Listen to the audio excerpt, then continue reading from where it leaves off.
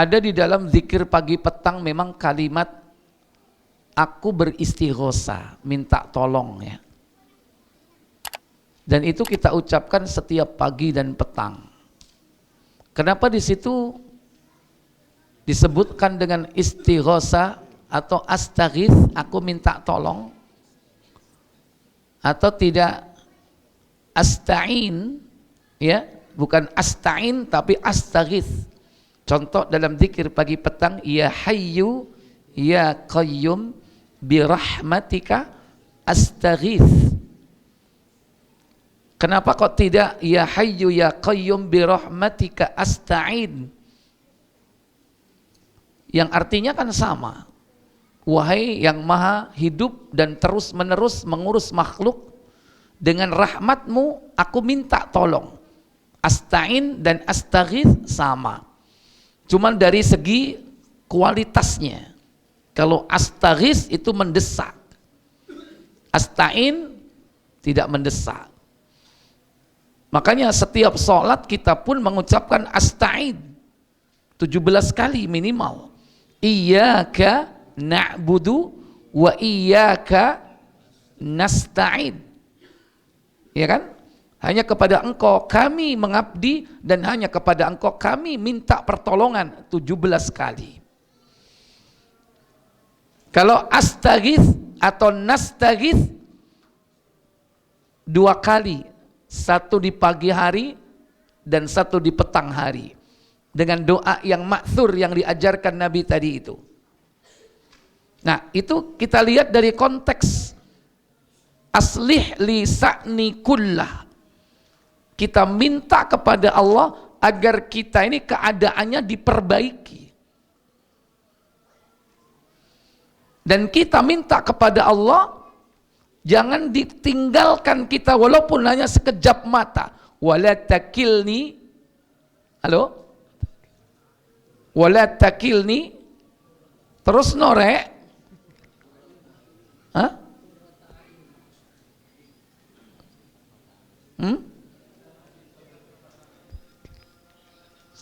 Wala takilni ila nafsi tarfata'in.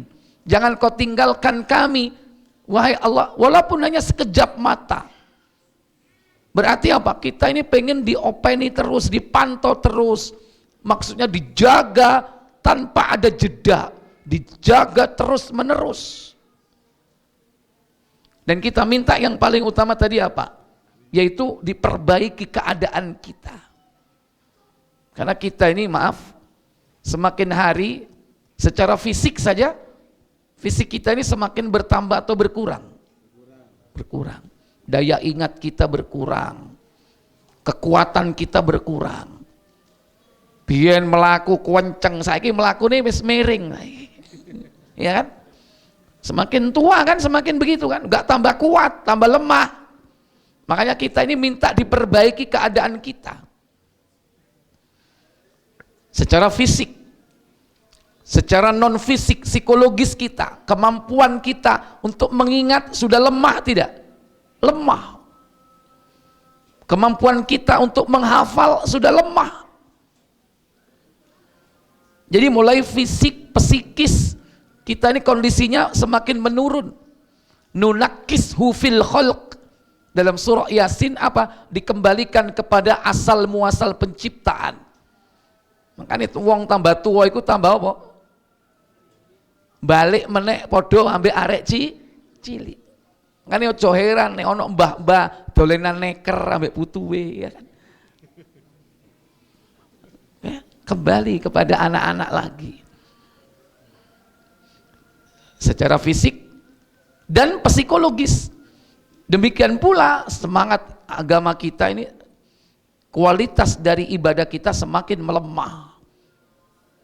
60, 50 mungkin masih bisa berdiri sholatnya.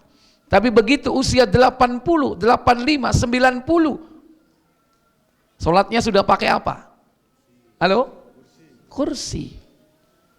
Nah kita minta kepada Allah supaya diperbaiki keadaan kita. Ini kalau kita melihat dari permintaan dua itu, agar kita diperbaiki keadaan kita dan jangan kita ditinggalkan dari pemeliharaan Allah walau sekejap saja. Ini juga berarti bahwa Allah itu selalu memperhatikan dan memantau kita,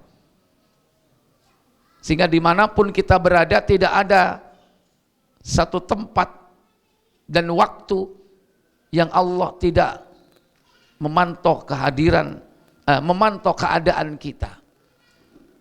Jadi sekaligus untuk meningkatkan apa? Jiwa muraqabah.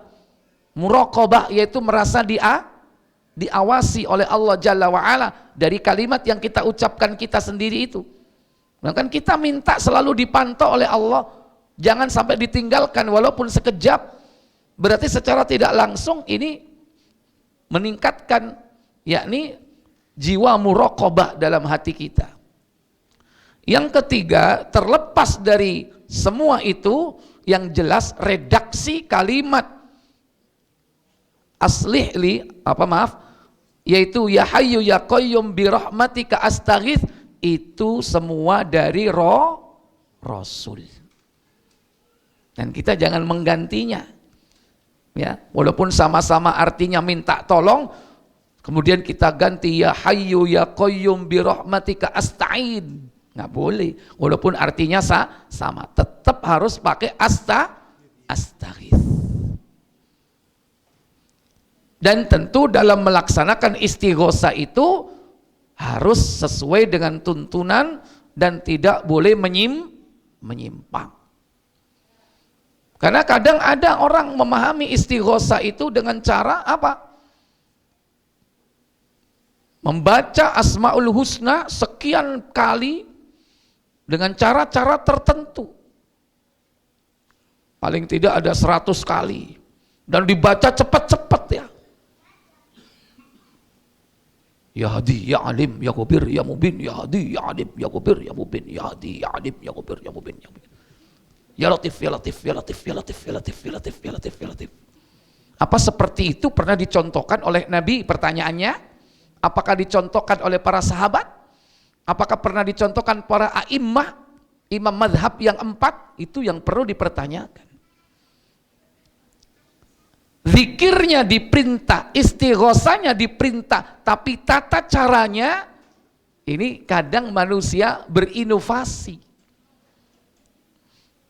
Sehingga sebagian dari ulama menganggap inilah yang disebut dengan bid'ah idhofiyah, bid'ah penyerta. Pokok perintahnya ada, pokok amalannya ada. Apa? Asal dari amalannya itu adalah zikrullah, dan itu diperintah. Istighosah diperintah, minta tolong. Cuman tata caranya di sini loh, yang akhirnya orang berinovasi dari berimprovisasi. Nah, kita sebagai orang yang berhati-hati dalam hidup ini, maka kita perlu merujuk kepada para salafus soleh. Bagaimana cara-cara mereka minta tolong kepada Allah, mewujudkan isti'anah dan minta tolong dalam kondisi darurat, yaitu dalam mereka mewujudkan istighosah. Wallahu a'lam.